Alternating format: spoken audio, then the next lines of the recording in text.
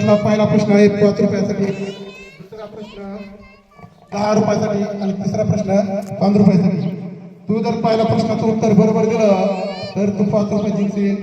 त्यानंतर दुसऱ्या प्रश्नाचं उत्तर बरोबर दिलं तर 10 रुपये जिंकशील आणि तिसऱ्या प्रश्नाचं उत्तर बरोबर दिलं तर 15 रुपये जिंकशील. म्हणजे अशा पहिल्या फेरीमध्ये तू एकूण 30 रुपये जिंकशील.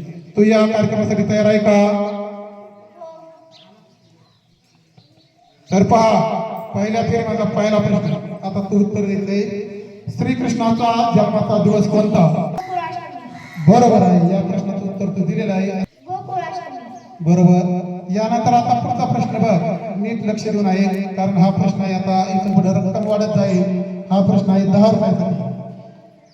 तर चंद्र अजिबात न दिसणारा दिवस कोणता? बरोबर आहे. या ठिकाणी तो चंद्र अजिबात न दिसणारा दिवस म्हणजे अमावस्या. या ठिकाणी तू 10 रुपये जिंकलेला आहे. आता पहा रितेश, पहिल्या फेरीमधला हा तिसरा प्रश्न जो आहे 5 रुपयासाठी.